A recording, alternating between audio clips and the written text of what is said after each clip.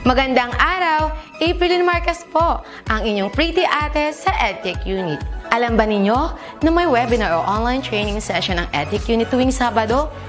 Ang araw na ito ay nakalaan para sa ating mga mahal na kaguruan upang turuan sila ng mga bagong kaalaman at kakayahan sa paggamit ng makabagong software at applications para sa pinaka-epektibong paraan at lubos mapaghusay ang kanilang paraan ng pagtuturo. This is also a refresher session for our beloved teachers to enhance their skills in technology. Every Saturday, we will conduct webinar sessions for teachers about the use, advantages, and relevance of different blended learning software applications. Ang webinar seryeng ito ay magsisimula ng alas 9 ng umaga hanggang alas 12 ng tanghali para sa morning session. Magsisimula naman ng alauna at magtatapos ng alas 4 ng hapon ang afternoon session. You can watch us in our DepEd Educational Unit Facebook page, Educational Technology Unit YouTube channel, DepEd Tayo, and DepEd Philippines. Kita-kits tayo tuwing Sabado!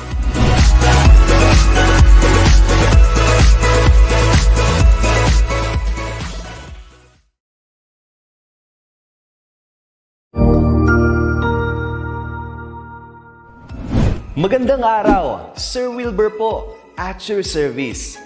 Narito ang ETUlay upang gabayan ka sa inyong pag-aaral upang lubos na maunawaan ang iba't ibang paksa o subject.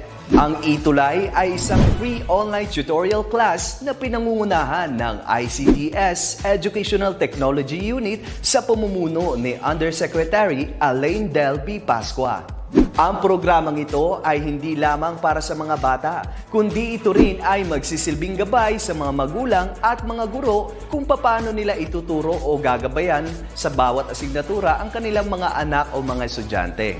Sa kasalukuyan, ang self-learning module mula sa rehiyon ng Calabarzon at kilala sa tawag na pivot ang ginagamit sa ating ETUlay online class. Kaya ano pang hinihintay ninyo? Ihanda na ang inyong mga ballpen o lapis, papel o kwaderno at samahan kaming itulay ang pagkatuto para sa bawat batang Pilipino. Sama-sama tayong magtutulungan para malampasan ang mga hamon sa panahong ito. Halina't matuto kasama ang inyong online tutor sa oras na ito.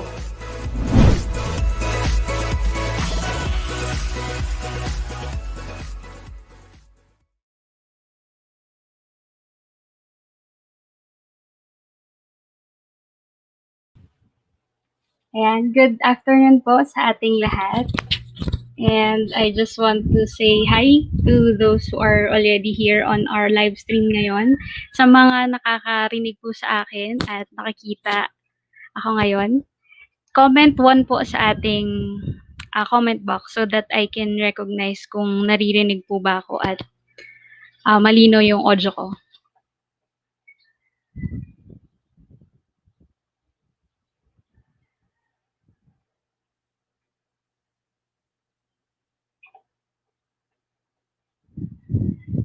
Ayan, sige. Aljon is already typed. Bell is here, Bian is here, Shaina, John, M. So I think madami naman na sila at patuloy na nakikinig. So sa ating stream ay 141 na tayo ngayon. So for those who are staying today, our topic or the one that I'll be tutoring today is a subject that some of the students might be taking or the teachers are already teaching. So let me just share my slide. All right.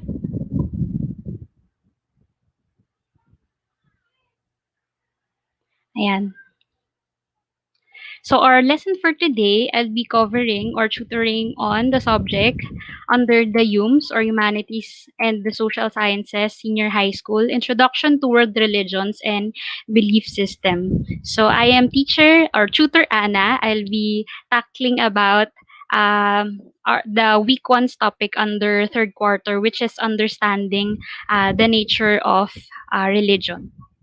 So before we start, I just want to remind everyone that our objective for today is at the end of the lesson, you will be able to first differentiate the concept, elements, and characteristics of belief system, worldview, religion, and spirituality. So I hope you stay with me as I discuss and further elaborate these topics. Alright? Sige. So before we start, I have here a quiz muna, religious symbol quiz. You're familiar with logo quiz, right? So I have here logos or symbols of the different world religions, and then I want you to identify whether or I want you to identify what religions do they symbolize. So analyze the following symbols and identify what religion it represents. Okay? So are you ready? Type 1 nga ulit sa ating comment box if you're already ready to answer our religious symbol quiz.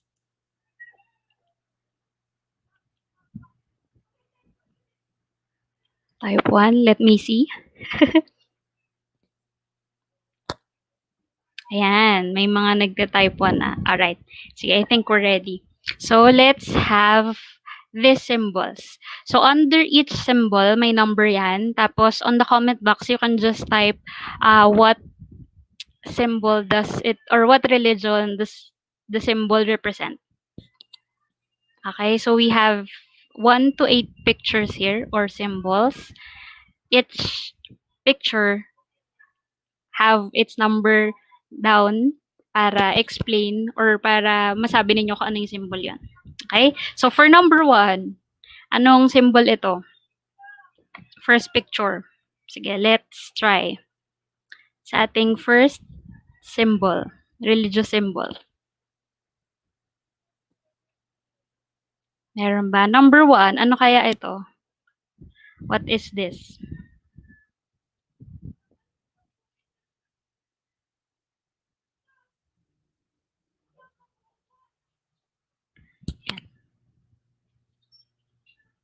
Nakita ba? Ayan. Sige, number 1, ano kaya ito? Ayan, let's see sa ating comment section. Alright, may mga nakita na ako nagsasagot. So, sabi nila, number 1 is, alright, number 1 is Christianity. Okay? So, we're talking about religions here. Number 2, anyone? Ang tamang sagot ay Christianity. Number 2, meron bang magta-try? Sumagot. Number 2 is Buddhism. Okay? So, itong symbol na ito na makita natin sa second picture, ang tawag nila dito is Dharma wheel. Okay? It symbolizes the 8, yung 8 spokes dito ng ating wheel symbolizes the 8 fold path of Buddha na mainly yun yung kino-cover ng Buddhism. Third one is Islam. Okay? So, the symbol is Islam. So, this is the crescent and the star. Okay? It symbolizes, the crescent moon symbolizes the progress na ini-aim ng mga Muslim following the Islam as their religion. And itong star naman signifies the illumination with the light of knowledge. So, yun yung symbolism nun.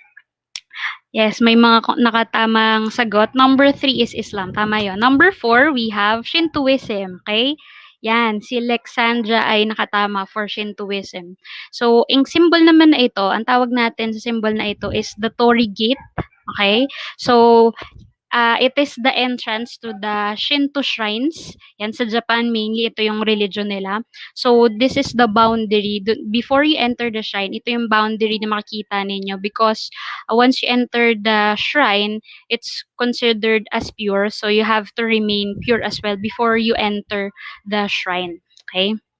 And then the fifth one is yan, Taoism. Tama si Aljon and Alexandra as well and Maria. Taoism or Taoism, whatever kung ano man yung pagkakabanggit nyo doon, it's the same. Taoism or Taoism. Okay? So this symbol naman is the yin and the yang of Taoism. It symbolizes or signifies the balance of two opposing sides. Diba? We have black here, we have white here, and within those circles or semicircles, ay meron pa ring white and then black. So, balance siya whether of the good or the bad, the feminine or the masculine, the night or the day. Okay? And then, our sixth picture is, right, correct, si Shania. That's Hinduism. And Geraldine as well. Okay? So, Hinduism, this symbol naman is actually Sanskrit letter. Symbolism of 3 Sanskrit letter, which is the A-U-N-M. So it reads or it must sound as or Ah, yung sound na yon kapagka pinagsama yung tatlong symbols na yon ng, Sanskrit ay dapat, tawag dito, mag-consider or makapag-pronounce ng sacred sound. Kaya, for Hinduism. And number 7 is Judaism. Amy is right. Mad is also right. Sorry, RJ is right. This is Judaism. Okay, so this is called the Star of David. So one major tawag dito, personality in Judaism is David. So star or also shield. Original translation is the Hebrew word which is Magen David, meaning shield of David. Shield is God, represented by God, because David, even before he was a king ng mga Jews, ay he he dependent on God, on Yahweh, para sa kanyang power over their enemies. Okay? So, yon. And lastly, we have number 8, Confucianism. Okay, tama. Tama si Alexandra as well as Maria as well. And Confucianism. Okay, so ang symbol naman na ito is actually a Chinese symbol which signifies the character of water or the one that's sustaining life. Okay, so basically these are the major religions that we will be covering hopefully for the next chapters to come.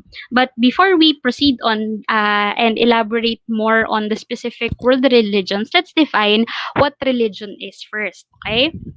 So religion, as defined by our dictionary in 2014, it is an organized system of beliefs, ceremonies, and rules used to worship a god or group of gods. Okay? So, ano siya pag sinabi nating organized, systematic, 'di ba? May mga orders, may mga certain practices na sinusunod ang mga tao. Okay? Used by, remember, used by group of people to worship God or gods. Okay? So, originally, ang religion came from the Latin word religio, or meaning something done with over-anxious attention to detail. Okay? Because religion, as we know, may mga sinusunod na rules and practices and traditions that should be followed for you to be considered as part of that belief or that religion. Okay? It also means to tie together or to bind fast, religare. Yan. The main objective of religion is to actually tie people or to bind people together with the fact that they believe in one certain belief or certain truth. Okay? So whether that is a belief into one God or multiple gods. Okay? So that's religion. Alright? So, how do we know that we are following a certain type of religion? So, there are 5 characteristics. Okay? We can say that a certain belief is actually a religion if these 5 things are present. Okay? Number 1, belief in a deity or deity's relationship with the world. Okay? Deity meaning a god or gods. Whether you believe in plural or one only. Okay? So, relationship with the world. Whether he is the creator, whether sa Hinduism, meron silang god ng destroyer and maintainer. So, as long as there's a relationship. And then, secondly, places and people believe to be holy and sacred. Okay? Sino ba yung mga taong kinikilalang holy and sacred? For example, sa Christianity, sa Islam, 'di ba? Meron silang mga lugar, meron tayong mga churches, meron tayong mga certain names of people like for Islam we have Allah, for Christianity we have God, Yahweh, Jesus Christ, the Holy Spirit. So yun yung mga tao or God na kino-consider nilang holy and sacred. And then thirdly, rules followed as a result of beliefs, 'di ba? For Islam, we have later on discuss din naman to as we move to the discussion. They have the 5 pillars. Atin sa Christianity, if you're a Christian watching this, 'di ba, we have the 10 commandments and all that. So may mga rules. And then fourth, we have ways to worship a deity. Iba't ibang paraan, whether naka-pray kang nakaluhod, nakaharap ka sa isang specific na area like Islam, 'di ba? They have to pray, specifically pointing to where the Kaaba is or their holy place is. And lastly, of course, masasabing religion ng isang bagay when there is a belief in a deity. When you follow, when you recognize that there's a God or gods that you believe in. Okay? So these are the 5 characteristics. So we can just move on to that. So origins of religions. Punta naman tayo doon. Paano at kailan nagsimulang magkaroon ng religions? There are theories. There are certain stories that we hear from na pinagmula ng iba't ibang paniniwala sa religion. Okay? So let's try to answer this following question so that we can practice on those things and recognize those things. Okay? So are we ready? Yan, we are still may mga nanonood pa din sa atin ngayon. So, number 1. And just type your answer on our comment box. Question number 1. What do you call the soul in which all humans have as well as nature that primitive people worship? Is it A, anima, B, anito, C, bathala, or D, kaluluwa? Sige nga, let us see on our comment box kung may makakasagot.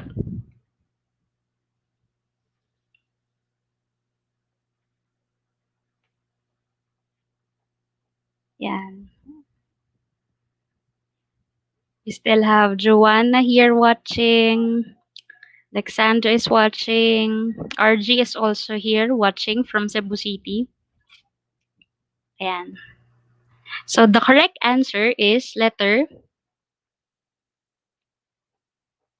A. It's anima. Okay? Diba we have a term called animism? Okay? So basically, ang idea nun is that anima is a term for soul in which humans have or even the nature have. So ang ginagawa nila in the past or during ancient time, they have to appease or kailangan nilang magkaroon ng maayos na relationship yung mga tao, magkaroon ng maayos na relationship sa mga souls na ito, kaya sila nag-offer ng mga pagkain, ng prayers and sacrifices because they believe that once they done that, ay magiging maayos din yung pamumuhay nila because the spirits or the anima, the souls, control their lives or may power to destroy or to prosper them. Alright? Number 2. Yan, let's see. Number 2.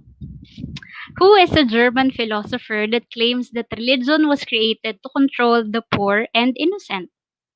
Ayan, is it letter A, James George Fraser? Letter B, Sigmund Freud? Letter C, Immanuel Kant? And then letter D, Karl Marx. Ayan. Let's see for number 2.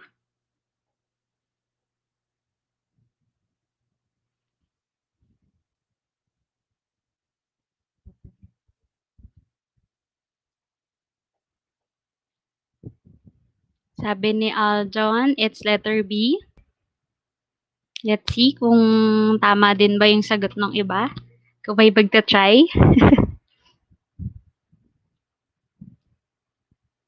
Yan, the correct answer is letter D. Okay? It's actually Karl Marx. Okay? Naniniwala siya alongside with this belief ng communism na kaya naman daw merong religion ay para kontrolin yung mga mahihirap. Diba? May term siya na ginamit before na opium of the masses. So, yung mga taong powerful in the society, they've created religion para i-control. Hindi, kumbaga, sila yung nasa backstage ng mga paniniwala na yon. Tapos meron lang silang mga front people or yung mga priest or yung mga leaders ng simbahan, sila yung parang nagiging front ng mga powerful people na to para lumabas, mag-iuutos ng mga leaders na ito, political leaders na ito sa mga religious leaders na ito dapat yung gawin ninyo. Same with what happened to us in the Philippines, diba? Controlled ng mga Spanish officials in the past, yung simbahan, magkakasama sila para kontrolin kung ano lang yung paniniwala ng mga tao. So, it's actually Karl Marx. Alright? So, siya yung nag-introduce noon. And number 3, who is the philosopher that believes the subconscious hatred children have for their father caused the creation of God. Okay? Is it letter A, James George Fraser, B, Sigmund Freud, C, Immanuel Kant, or letter D, Karl Marx? May typo lang tayo dito sa pagkakaano ng letter D. Sige.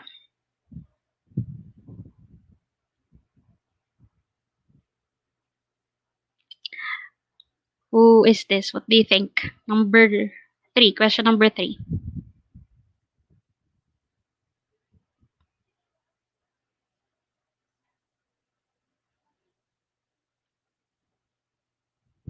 Ay, okay. Wait. Okay, let me stop sharing. Hindi nakikita yung slide number 3 ko. Wait lang nga. I'll again try to share.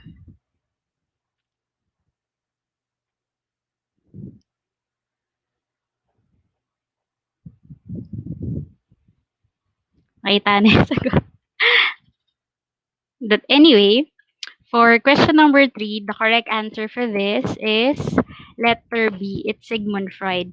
If you can remember from your classes before, or if you have not encountered this, sa psychology, Sigmund Freud is considered as father of psychoanalysis because nire-relate niya yung concept ng psychology sa pag-explain niya ng mga concepts and practices. So he believed that sa religion, kaya naman daw nagkaroon ng religion according to Sigmund Freud is because frustrated ang mga tao or frustrated ang mga anak sa relationship nila sa kanilang father here on earth. So nagkaroon sila ng idea that magkakaroon ng father figure which is basically in heaven. This is according to Sigmund Freud. Magkakaroon ng father figure in heaven para ma-release ng mga frustrated children yung hindi nila magandang relationship sa kanilang mga father. Alright?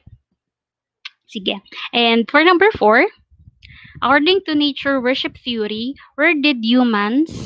Yes, ayan, sabi ni Marlon nga, we have id, ego, and superego. Yeah, that's correct. That's from Sigmund Freud. So according to number 4, question number 4, let's go there. According to nature worship theory, where did humans originally begin the idea of religion? Is it letter A, the constant conflict between humans?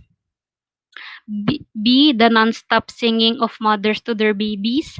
Letter C, the observation of the unexplainable forces of nature. Or letter D, the unending desire of man to fulfill his needs from nature. Yeah, so medyo mahaba yung question natin, but I hope you will still be able to answer.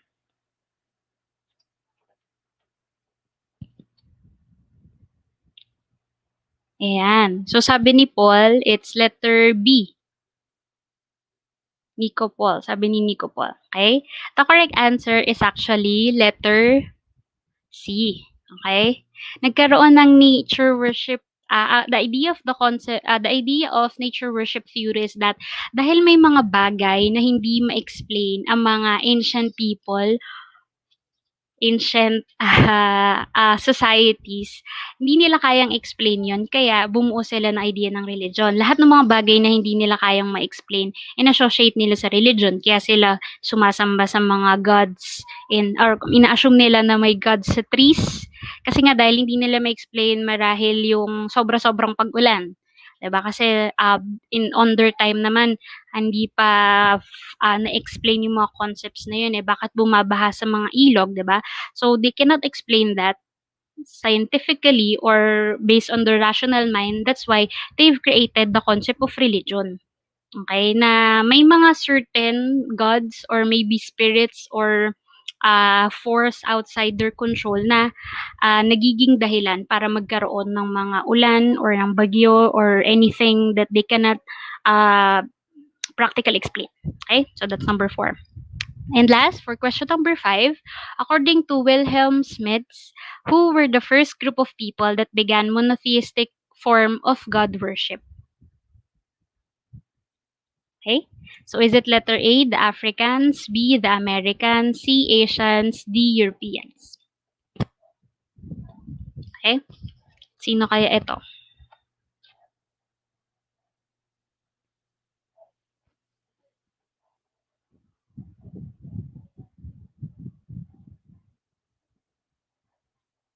let's see on our comment box. Ayan, medyo madami-dami din tayong nakakuha ng tamang sagot for question number 4.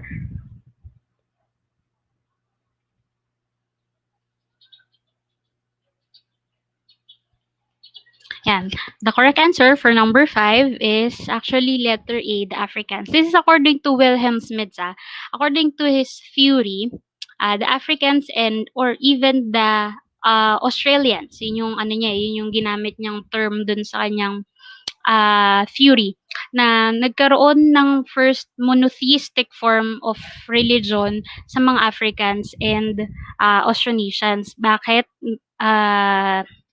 Kaya lang naman, originally monotheistic daw ang mga tao according to him. Monotheistic sila, but because it might be hard again for the ancient people, it is hard for them to understand the concept na there is a God, na may isang God lang na nagko-control ng maraming bagay na yon. Kumaga, they might have a limited idea of the power of the God that they believe in. Kaya nagkaroon ng mga from monotheistic belief, nagkaroon ng mga primitive gods sa iba't ibang mga lugar, sa specific areas nila, or even sa specific part ng community nila. Maaring sa ilog, may god na doon na nagko-control, or even sa mga puno na within their surroundings, may nagko-control. Okay?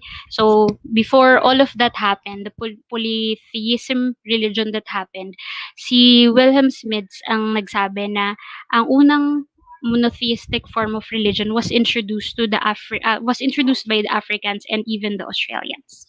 Okay, so I hope you've got answers more correctly on that questions. Yeah. So now, what do you see from this picture naman? Yan.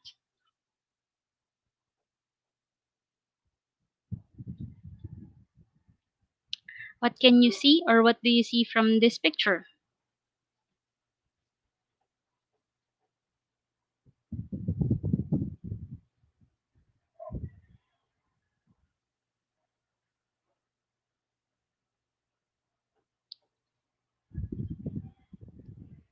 Sabi ni Geraldine, it's he or she is saying a face, two face for Alexandra. Okay? So, actually, pagka binabasa ninyo ito, may mga, kung dalawang faces yung nakikita ninyo, meron ding mga ibang tao na magsabi na it's actually a cup, diba? Na ito yung cup, yung sa gitna, yung silhouette sa gilid, yun yung parang image nung anino, nung ano. Walang actually tamang sagot dito. It can be the two-face or the cup. Yes, ayan, sabi ni Ma'am Vilma or ni Vilma, a cup and two faces, a reflection. Okay, how about this one? Or a face, yan. Yung mga concept na naririnig natin, or I mean, nakikita natin from the picture. How about this second picture?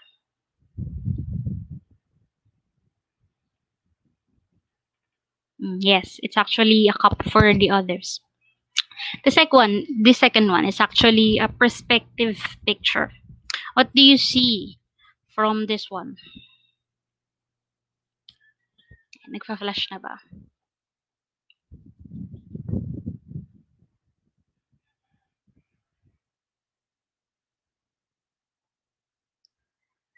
Sige, some people see this as a face. May nakakita ng face. Wala ulit. Sige, let me go back there. Nawala siya ulit. Technical difficulties. Wait lang. Let me go back and share. Thank you for your comments. Ayan. And then, let me share the slide. Yeah. How about this one?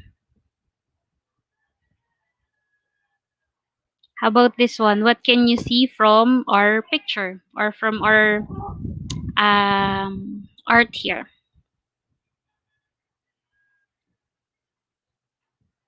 Okay.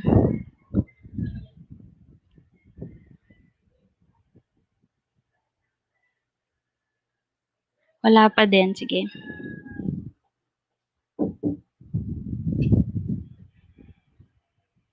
Ayan, medyo may tech issues lang.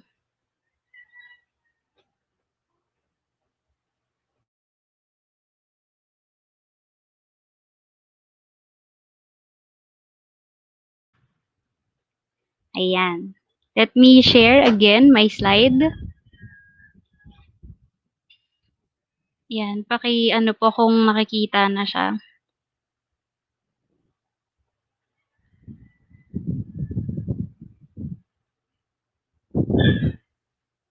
How about this po?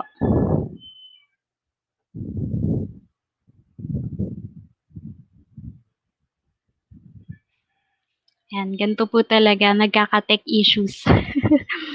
Ayan. So I hope, yan, kita na po ba ang ating presentation? Ayan, thank you po sa mga nagko-comment. Ayan, how about this one? Nakikita na po ba? Wala pa din?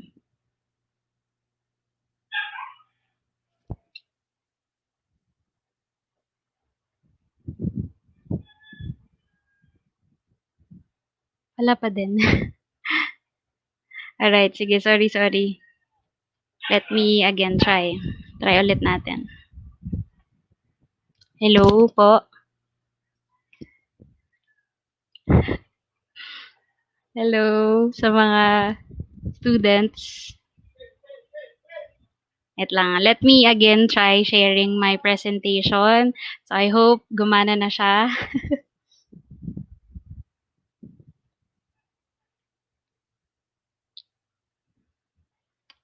Okay na po. Nakikita na po ba? Thank you, Alessandra. Ayan. How about this?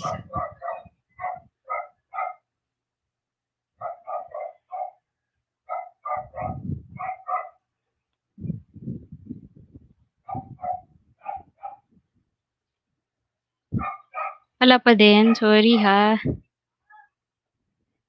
Wala pa din. Oh my. Hello? Ma'am, meron na po. I-share niyo po Meron ulit. na po. Opo, meron na Okay. po. Sige sir. Thank you Thank po. you.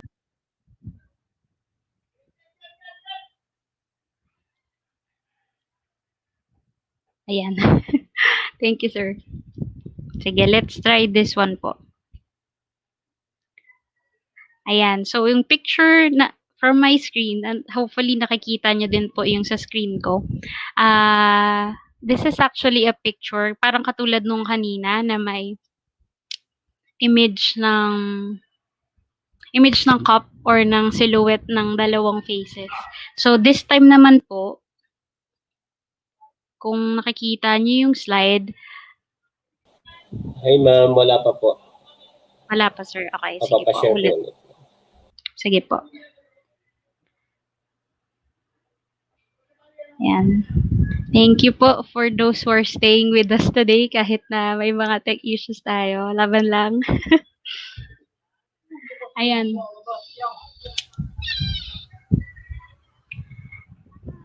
Okay na po. Okay na po, sir. Nakikita na po ba? Sensya na po. Yes ma'am, okay na po. Thank you. Medyo delay kasi yung naano ko dito sa screen. Anyway. Yan. So, kung nakikita na po natin, comment nyo na lang po kung ano yung nakikita nyo sa ating screen.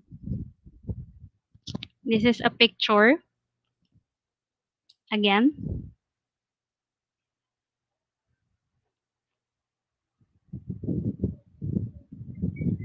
So, basically, yung nakita nating picture describes or gives us a view of what worldview is or gives us an idea of what worldview is. Okay? So, basically, worldview, yan, sana okay na siya. Worldview is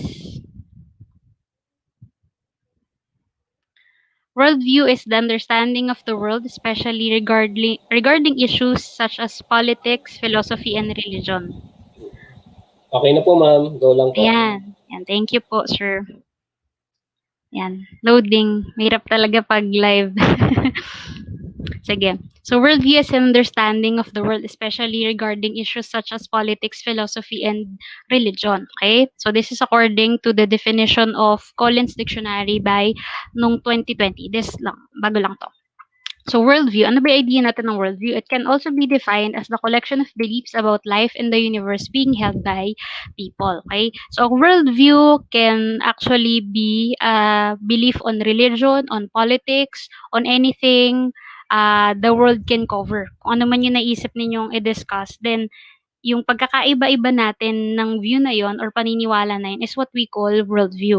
Kung ikaw, 'di ba, lumaki ka sa gantong klaseng pamilya o kultura sa atin, for example, as maraming mga festivals and fiesta, kapag ka may patay, kailangang mag-observe tayo ng naka-white or naka-black lang, hindi ka magiging ganun ka-happy or all that para magbigay um, ng respect sa mga namatayan, 'di ba? But for other religions or for other people who have different worldview, iba din yung maaari nilang paniwalaan. Okay? So that's what worldview is. All right? So ayan. So worldview actually have 5 types. Okay? This is according to Jose and Ong 2016. Yan, wala daw silang nakikita. But anyway, discuss ko na lang kung hindi nyo nakikita sa PowerPoint. Monism, monotheism, polytheism, atheism, and agnosticism.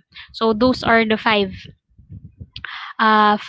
types of five types of worldview na meron tayo. Monism, pag sinabi natin monism, there is no real distinction between God and the universe. Okay? Parang konsepto siya ng Star Wars, 'di ba? Na may the force be with you. So ganun siya because God and the universe is actually one. Yun yung paniniwala ng mga tao on monism. Okay? Pag sinabi naman nating monotheism, it is a belief that there is only one God. May isang Diyos lang na nag-ooperate, nag-create nung mundong ating ginagalawan. Okay? The other people believe that polytheism, that there are many gods. Maraming Diyos naman silang pinaniniwalaan. Iba-iba yung tawag nila.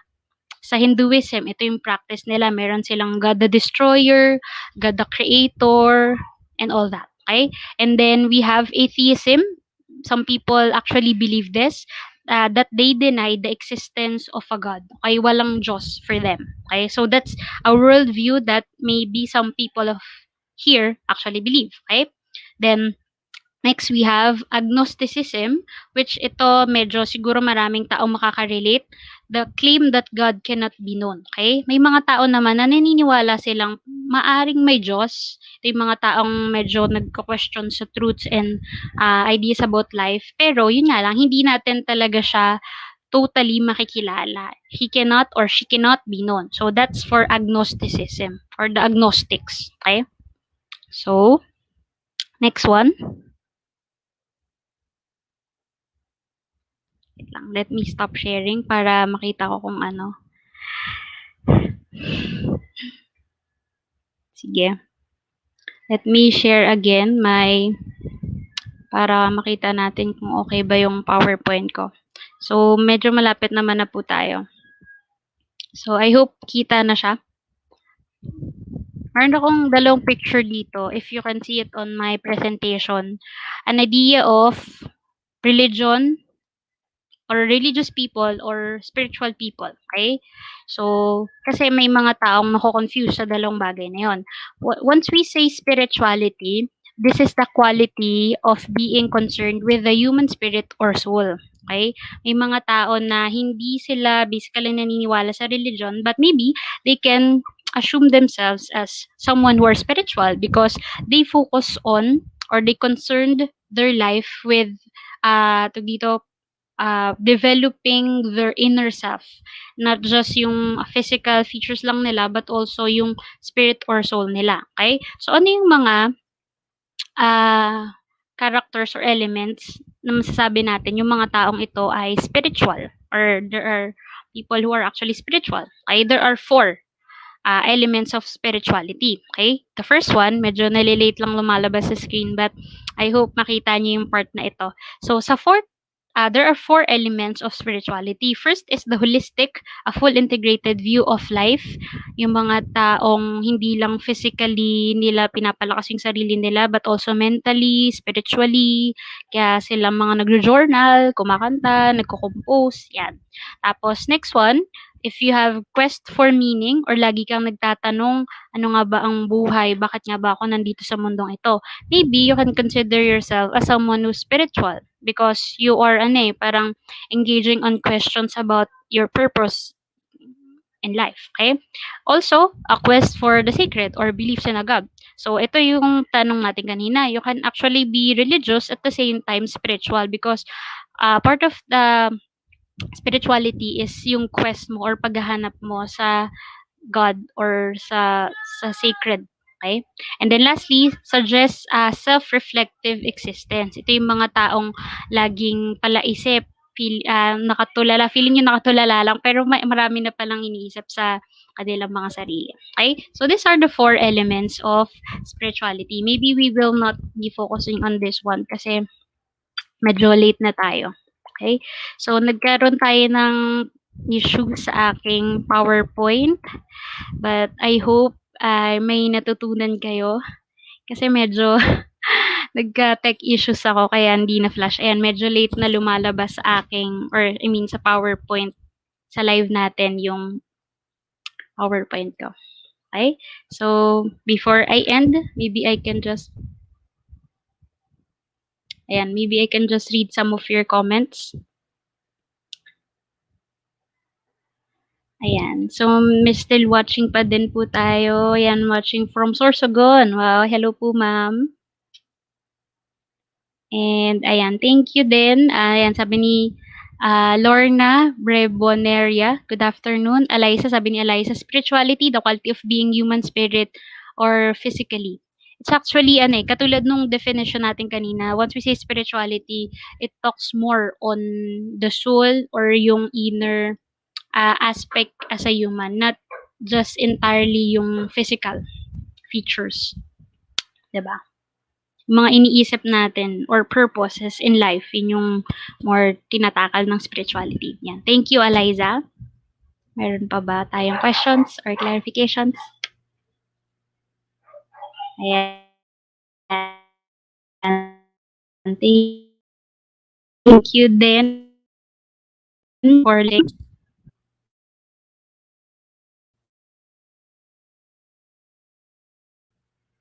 Ayan. Thank you then. Thank you then, Mark. Ayan. So I hope ay nakapagbigay ako ng linaw sa mga concepts regarding introduction to world religions and belief systems. Hopefully next week mas maging maayos yung ating PowerPoint presentation so that seamless yung ating discussion. Alright? Sige, kung wala na tayong questions, then thank you for listening and let's tune in for our next tutor. Ayan. Paalam po.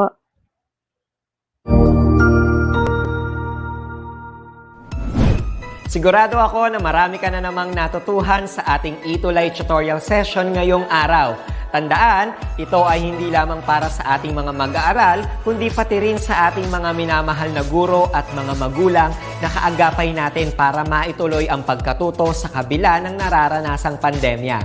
Patuloy ding sumubaybay sa DepEd TV para sa mga araling ginawang video episodes. Mapapanood ito mula Lunes hanggang Sabado, alas 7 ng umaga hanggang alas 7 ng gabi sa inyong mga telebisyon.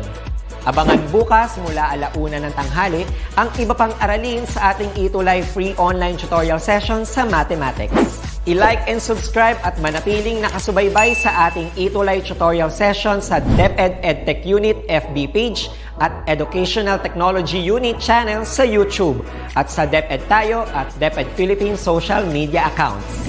Paalam!